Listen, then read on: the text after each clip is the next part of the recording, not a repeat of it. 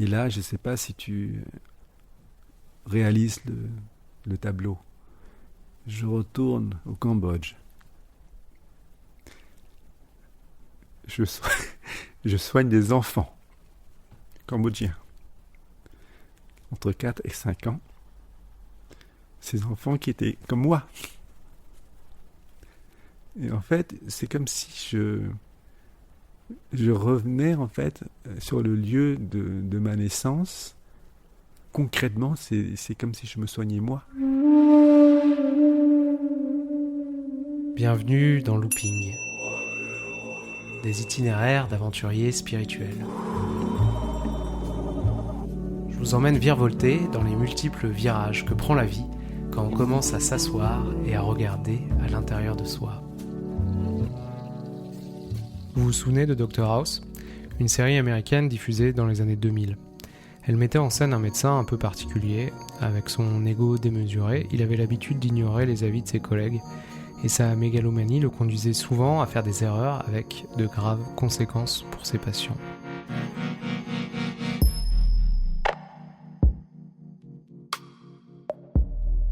Noreen aussi était un médecin renommé, plus précisément un vétérinaire spécialisé dans le domaine le plus prestigieux, la faune sauvage. Les éléphants, les crocodiles, les lions et les aigles, c'était son registre. Lui aussi a connu la gloire des succès médicaux et les lauriers du monde académique. Mais avant d'en arriver là, il faut remonter à son enfance, une enfance tragique.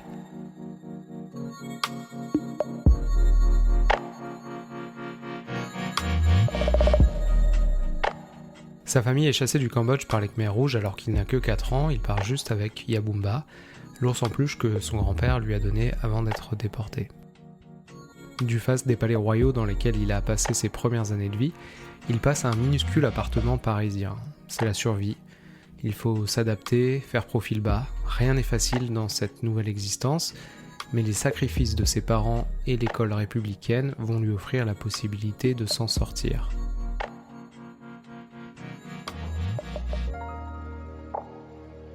Il entame des études puis une carrière vétérinaire, enfin il brille. Il brille tellement qu'il va devenir l'une des références mondiales de cette discipline, jusqu'à ce qu'un événement survienne qui changera le cours de sa vie.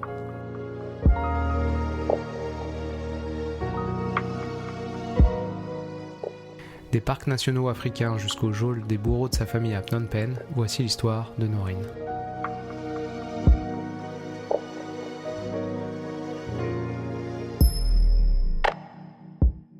Moi, c'est Noreen, j'ai 55 ans. Étrangement, les premières années de ma vie commencent peut-être avant ma naissance. Je suis d'origine cambodgienne, donc je suis né à Phnom Penh, dans une période où la lumière n'était pas vraiment présente. Une grande obscurité autour de moi, c'était l'avènement des Khmers rouges. La plupart de nos amis, enfin les amis de mes parents, de ma famille, ont succombé à cette période. On a dû partir, donc à l'âge de 4 ans, on a quitté le Cambodge. Mais au-delà de cet événement, on va dire historique, l'aspect plutôt émotionnel de l'enfant qui était à cette époque, à l'âge de 4 ans, voyait beaucoup de souffrance autour de lui. Je ne sais pas si c'est une mémoire construite, mais en tout cas, c'est le ressenti qui reste des souffrances autour. Des gens qui pleurent, des inquiétudes, des questionnements. Pourquoi on doit partir? Pourquoi tant de turbulences autour de moi? C'est comme ça que je décrirais mon enfance, qui est à la fois bercée par l'amour de ma mère, de mes grands-parents, de la famille de façon générale, mon père aussi, bien sûr, mais surtout ma mère. Et l'événement le plus important, finalement, de mon enfance, c'est mon grand-père qui m'offre, avant de partir, un ours en peluche que j'ai appelé Yabumba, cet ours en peluche. Je pense qu'il a dû sentir une connexion particulière que j'avais avec des animaux et qui m'a dit avant d'être déporté et puis tué par les Khmers rouges qu'un jour peut-être que je soignerai le monde.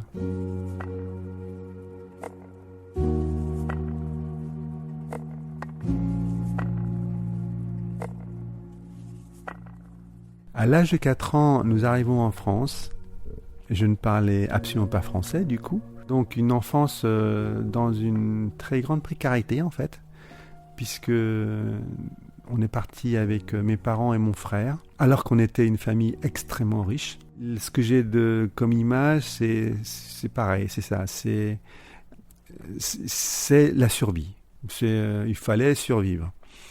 Mais tout en ayant un cocon vraiment d'amour de mes parents. On avait survécu comme ça. Donc, par exemple, avec mon frère, notre plus grand luxe, c'était de boire du jus d'orange non coupé à l'eau. C'était un grand luxe. Mais je sentais toute la souffrance de mes parents. Par exemple, ma mère, du rang quasiment de princesse, elle a fini femme de ménage. Mais ça l'a pas... Je ne sais même pas qu'en fait comment on l'a fait. Alors que j'ai appris qu'on avait plein de domestiques à la maison. Et en France, c'est elle qui était la domestique qui allait le ménage sur des familles françaises. Je mesure la puissance et le courage qu'elle a dû avoir à cette époque-là. Et pour continuer à survivre, il fallait qu'on se débrouille, nous. Donc on s'est débrouillés, mon frère et moi. Mes parents n'avaient pas trop le temps de s'occuper de nous. C'était une époque aussi où peut-être qu'il n'y avait pas une certaine acceptation de la différence. Mes parents m'ont toujours dit que n'oublie pas que tu es un étranger ici et que tu dois toujours être respectueux des personnes qui nous accueillent. Et des fois, on faisait insulter, mais on acceptait presque d'être insulté. J'ai pas mal de souvenirs, mais un des plus douloureux, je dirais presque, c'est qu'un jour, mes parents ont dû nous laisser chez une famille parce qu'ils n'avaient pas le temps de s'occuper de nous, il fallait qu'ils travaillent plus. Et c'était une famille pas d'accueil, mais une sorte de nourrice. On appelait ça nourrice, on va dire. Et on a subi pas mal de choses avec mon frère. Et cette famille-là nous prenait pour des débiles parce qu'on ne parlait pas français. Mais ce qui m'a vraiment le plus fait mal, et je m'en souviens encore, c'est quand ils ont pris mon ours en peluche et qu'ils ont fait mine de le torturer devant moi parce que comme moi ça ne me touchait pas. Mais par contre, ils voyaient bien que faire du mal à mon ours en plus me touchait beaucoup. Et c'est un souvenir que je retiens vraiment, que j'arrive à parler sans trop d'émotion. Mais je pense que ça m'a donné beaucoup de force.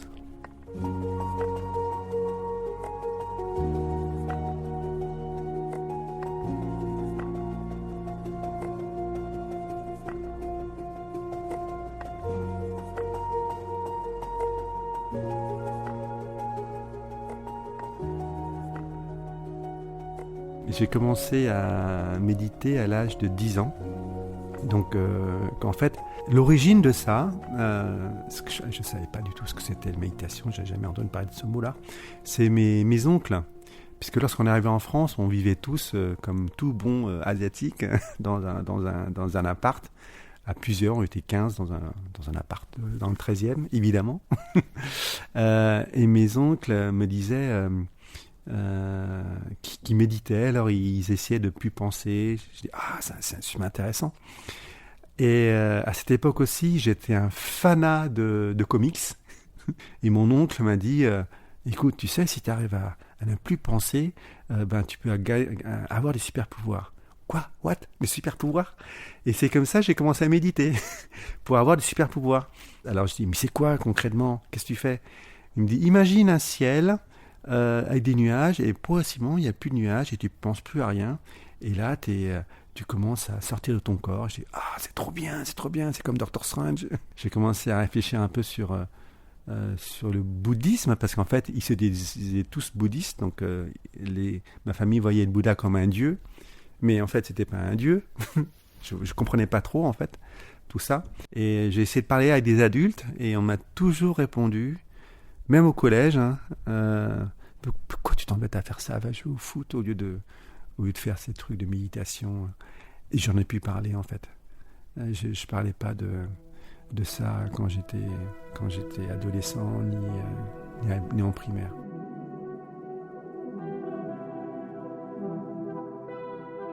Quand j'étais petit, j'allais toujours vers les chiens les animaux, en fait tous les animaux qui étaient autour de moi. Des fois je dormais avec eux. Donc j'avais une connexion déjà avec les animaux. Mais ma mère m'a dit, toi les animaux tu les aimes pas, c'est autre chose. T'aimes pas les animaux, t'as autre chose. Elle parle de anut. Anut, c'est un terme cambodgien qui n'est pas traduisible en français. C'est un mélange entre compassion, amour, respect. Donc ces sentiments-là, elle l'a bien vu depuis que je suis petit. Et dans ma tête, vétérinaire, c'est pas soigner un chien ou un chat, c'est soigner tout ce qui souffre. C'est comme ça que j'ai voulu m'orienter vers la faune sauvage qui me permettait de pouvoir toucher un maximum d'espèces animales différentes. Non seulement les espèces animales, mais aussi les milieux dans lesquels ils vivaient. Et ça rappelait aussi un peu Siddhartha, puisque Siddhartha, lui, finalement, pour moi, c'est le premier vétérinaire. Parce que finalement, ce gars-là, qu'est-ce qu'il a fait? Il a cherché un moyen pour soigner la souffrance du monde, qu'est-ce qu'elle soit. Donc pour moi, c'est ça être vétérinaire, c'est de, quelle que soit l'espèce vivante, c'est de la soigner.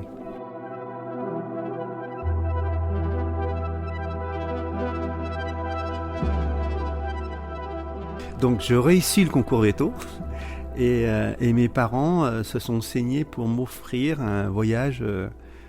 Un de mes plus beaux voyages, c'est un voyage au Tibet. Et là, j'ai vu en fait pareil. Donc, on allait voir Lhasa, donc la demeure historique des Dalai Lama. J'ai vu qu'il y avait une scission entre la philosophie et la religion. Et entre-temps, j'ai aussi été moine bouddhiste. C'est entre ma première année et ma deuxième année de veto. Donc suite aussi au voyage au Tibet, suite à tout ce parcours en fait, ça me semblait une évidence de rentrer dans la vie monastique. Mais aussi, c'était une évidence parce que au Cambodge, lorsqu'une personne décide d'entrer dans la vie monastique, c'est la forme la plus haute de reconnaissance qu'on peut montrer à ses parents. Mes parents et ma mère ont tellement sacrifié pour qu'on réussisse que pour moi c'était une évidence de les remercier par cela. Et je sais que c'était extrêmement important pour eux. Donc voilà, c'était pour ça que je suis devenu moine bouddhiste. Alors pas longtemps, 2 mois. Mais quand même, moine bouddhiste Theravada, c'est on se lève à 4h du matin, méditation pendant 1 heure, ensuite discours philosophique, l'après-midi on rencontre des personnes qui ont besoin d'aide, qui ont besoin de conseils, et on repart sur la méditation. Donc c'est vraiment une vraie vie monastique avec crâne rasé, sourcils rasés. C'était à Champs-sur-Marne, dans une pagode cambodgienne en région parisienne. Rétrospectivement, j'ai l'impression que ça a été fluide. Je me suis même pas posé la question si je vais le faire. C'était comme une évidence. Et contrairement à ce que j'ai pu attendre ou penser, cette expérience monastique m'a encore conforté sur le fait qu'il n'y a pas de bouddhisme en fait. Et que ça m'a conforté sans aucun jugement, mais ça m'a conforté sur l'aveuglement des gens par rapport au monde en fait. C'est que en fait les gens vont se cacher derrière des religions sans avoir un vrai travail sur soi. Donc ma vie monastique a été l'inverse. En fait, les résultats étaient inverses, dans le sens où j'ai réalisé que non, l'habit réellement ne fait pas le moine. Et qu'on peut très bien vivre une vie hautement spirituelle sans avoir besoin de porter une tenue monastique.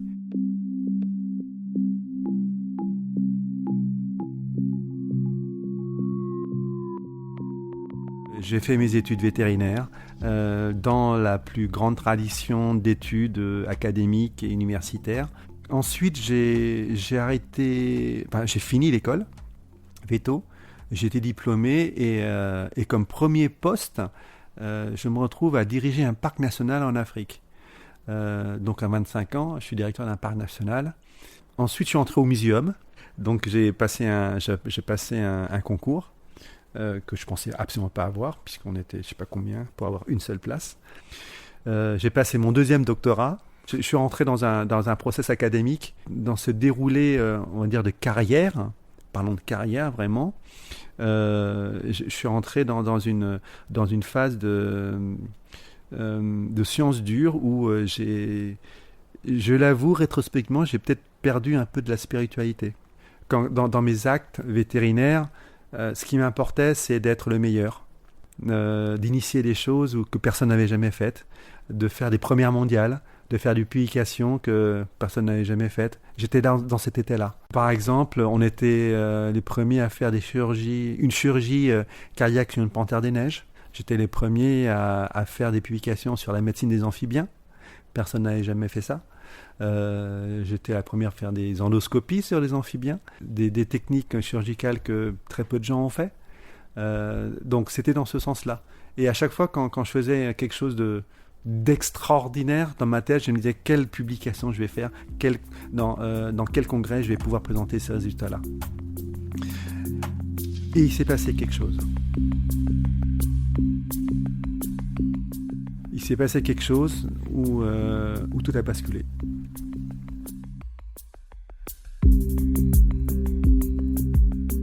Donc on avait un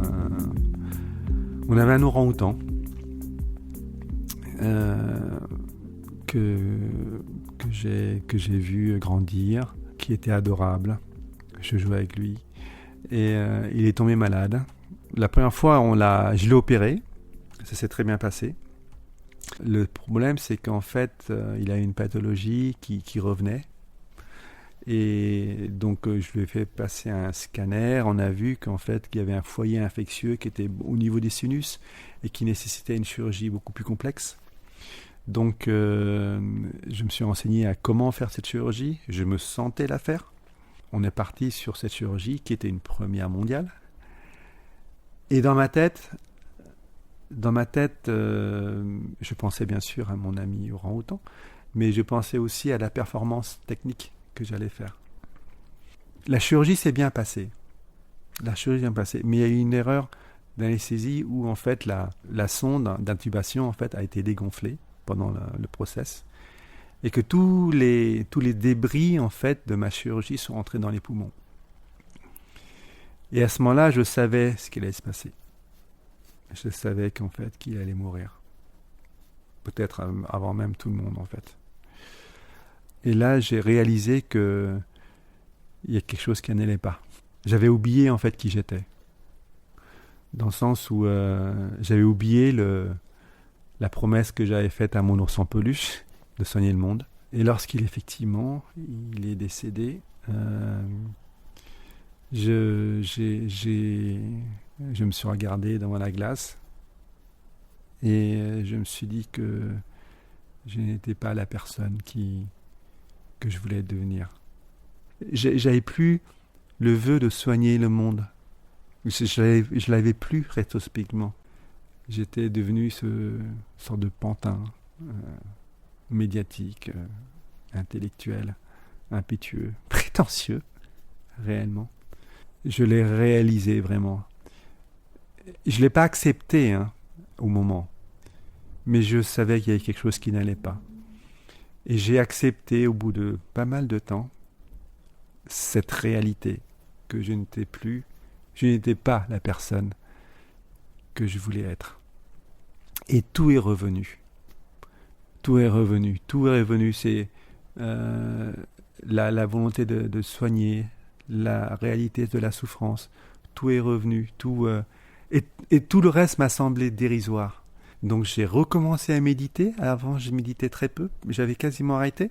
Et ensuite, il y a eu un décalage entre mon renouveau, ma renaissance en fait, avec une vision beaucoup plus holistique, qui n'allait plus avec l'institution dans laquelle j'appartenais, puisque c'était une institution scientifique.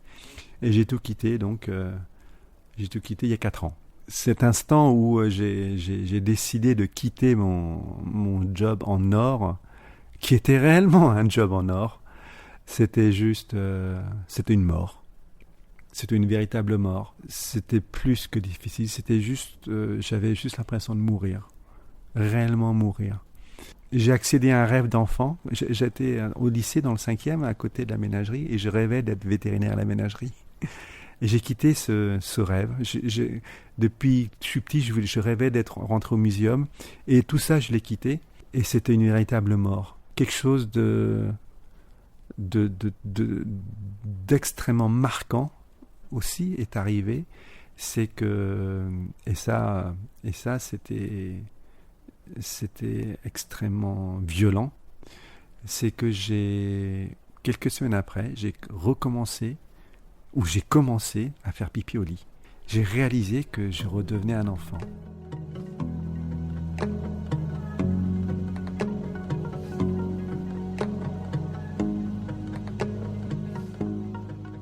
Avec cette renaissance, finalement qui date pas de si longtemps que ça, en fait, 5-6 ans, progressivement la spiritualité est revenue, je commence à ressentir des choses, donc je rencontre, l'univers me fait que je rencontre d'autres personnes qui ont cette sensibilité, je développe d'autres approches de soins, j'ai une vision différente de la guérison, de l'harmonie, de la connexion avec le vivant, je la redécouvre.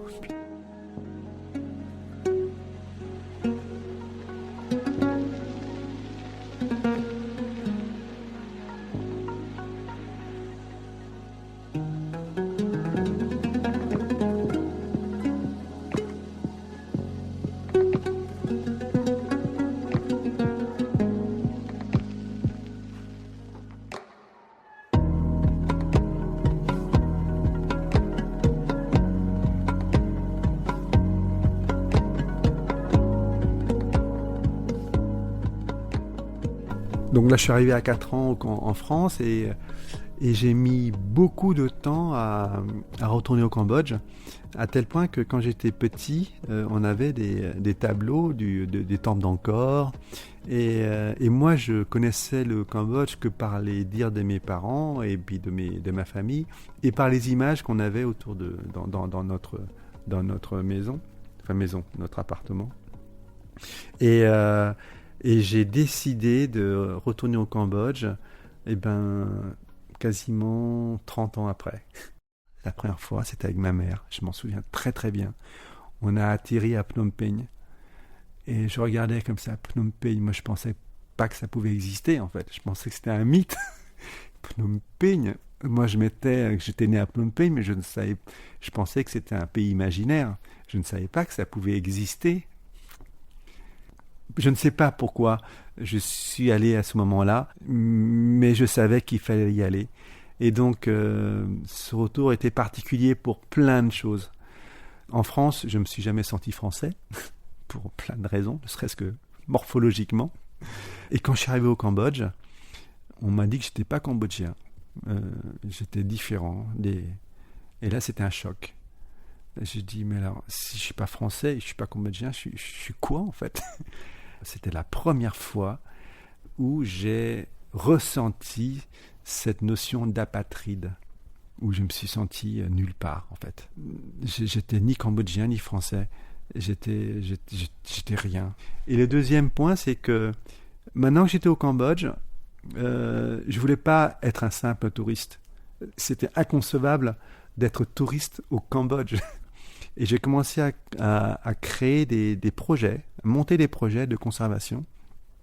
Donc à chaque fois quand j'allais au Cambodge, c'était pour soigner un animal, donc j'étais des connexions avec des parcs zoologiques ou des centres de soins, et je trouvais toujours une raison pour aller au Cambodge. Donc soit c'était des raisons vétérinaires, soigner un animal, soit c'était des raisons humanitaires. Donc j'ai créé une association. Puis depuis ma trentaine, j'y allais régulièrement, 1 à 2 fois par an, pour des projets.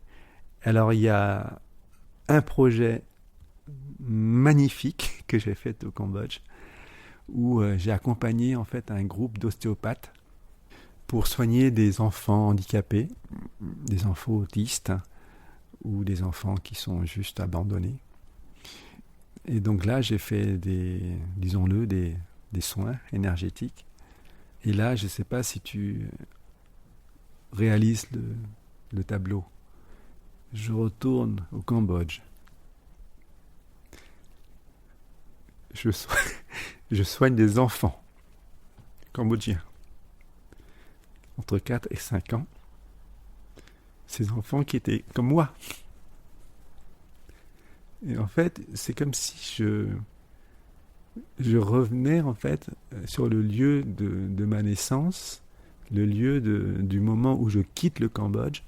Et là, j'arrive et je soigne ces enfants-là qui ont mon âge. En fait, concrètement, c'est comme si je me soignais moi. Et le plus fort, il y avait un enfant autiste qui était là. Cet enfant autiste, en fait, gribouillait des choses sur un papier. C'est moi qui l'ai soigné parce que j'étais pas le seul. Hein. Donc je l'ai soigné. Quand je dis soigner, c'est que j'enlève quelques douleurs, je rétablis un petit peu. On ne soigne pas totalement l'autisme, évidemment, mais on soigne les douleurs qu'il a, on le stabilise. Et cet enfant autiste, en fait, il a écrit son prénom. C'est le seul qui a écrit son prénom. Et devine comment il s'appelle. Il s'appelle Norine.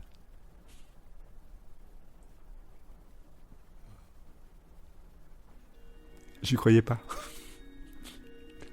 Je dis mais c'est son prénom. Oui, c'est Norine. Mais c'est pas possible. Et c'était très fort. C'était juste.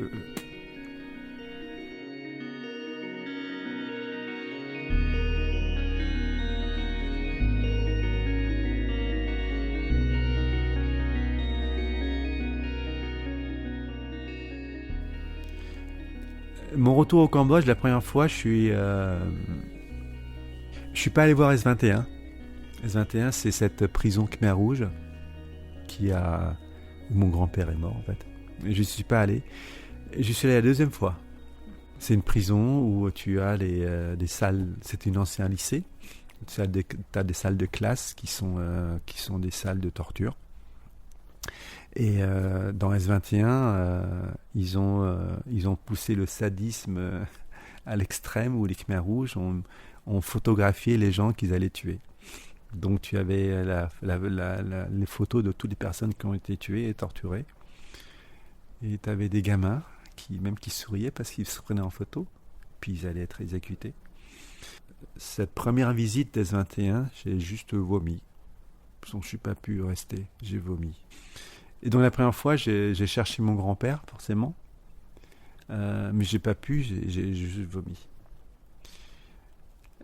La deuxième fois, quand je suis arrivé à S21, c'était différent. J'étais plus calme, on va dire. Je regardais les choses avec, pas détachement, mais plus de se dire mais pourquoi, ou enfin plus comme presque un touriste classique en fait, on va dire. 2-3 ans après, j'y suis retourné, et j'y suis retourné la troisième fois. Et là, c'était différent. La troisième fois, quand j'étais à S21, j'ai vu les victimes, j'ai imaginé les bourreaux, et il s'est passé quelque chose de très beau en fait. Je me suis rendu compte que j'aurais très bien pu être la victime comme le bourreau. Ça m'a apporté une paix, une certaine sérénité. Dans S21, il y a aussi une sorte de parc de pelouse où on peut se reposer, se rétablir de nos émotions. Et je suis assis là, comme ça, et je regardais, je m'en souviens exact comme si c'était hier en fait. Je regardais ce gamin qui montait sur le cocotier pour enlever pour prendre les noix de coco et puis les vendre. Et j'ai senti la présence de mon grand-père qui m'a juste... qui était juste là. Et j'ai senti une certaine sérénité où il n'y a plus de jugement et où il n'y a plus de victime, ni de bourreau. Il y a juste les événements de la vie qui ont amené ça. Et qui, après ces événements, on retrouve une certaine sérénité. Et là, c'était beau parce que je me suis rendu compte que j'étais bien. La question qu'on se pose, que je me suis posée finalement, mais est-ce que c'est pas ça la guérison ? Juste être bien. La guérison passe par le non-jugement, l'acceptation bien sûr, et se fondre dans un tout, et dans la conscience qu'on peut être aussi bien bourreau que victime. Et la seule valeur qu'on devrait donner, presque, c'est la force que ça nous donne, et non pas la souffrance. Parce que tout ce que je te raconte, finalement, si j'ai pas vécu tout ce que j'ai vécu, mais j'aurais pas cette force-là, en fait. C'est presque une chance, c'est bizarre de dire ça, mais moi, je considère ça comme une chance d'avoir vécu ça, d'avoir vécu mon enfance, les frustrations, les douleurs, les traumas, les humiliations. Aujourd'hui, avec la plus grande sincérité, vraiment, non seulement je suis dans le pardon, mais je suis aussi dans la reconnaissance. Je me rends compte que toutes les personnes qui m'ont fait du tort, mais c'est grâce à elles que je suis devenu ce que je suis. Donc je vais au-delà du pardon. Réellement, je suis dans la reconnaissance de ce qu'ils m'ont fait subir, parce que c'est grâce à ça que j'ai la force aujourd'hui. Je vois ça comme une force qui m'a permis de bouger des montagnes. Et en fait, je l'utilise, cette force. Non seulement j'utilise, mais je la remercie presque, parce que grâce à elle, je pense que j'arrive à faire le bien autour de moi, à mon échelle, mais c'est grâce à elle, en fait.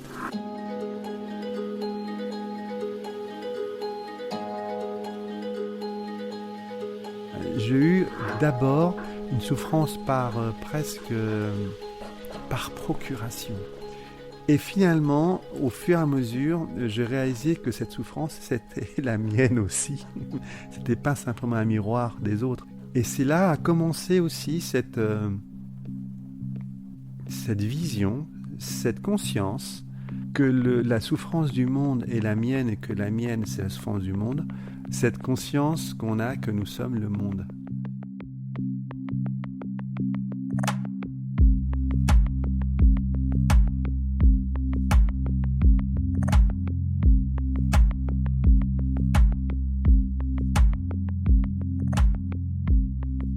L'ego, l'ego, il nous fait déplacer des montagnes, mais il peut aussi nous brûler les ailes lorsqu'on s'approche un peu trop près du soleil sans précaution. L'histoire de Noreen, c'est celle d'un enfant qui, dès son plus jeune âge, ressent l'appel de la spiritualité. Pourtant, grisé par une réussite éclatante, il finit par enfouir cette vibration jusqu'à ce que la vie, de manière douloureuse, le ramène à elle et ouvre un chemin de rédemption et de reconnexion.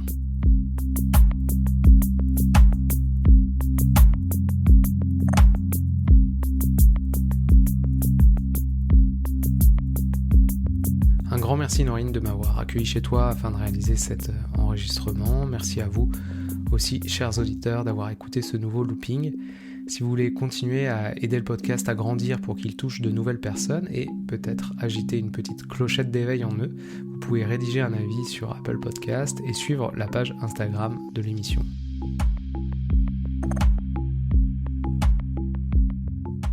Pour ce qui nous concerne, on se retrouve la prochaine fois pour un épisode un peu spécial. Après avoir recueilli de nombreux témoignages, ce sera à mon tour de passer de l'autre côté du micro. Peut-être que vous serez curieux de savoir ce qui m'a amené à la méditation et comment est né ce projet.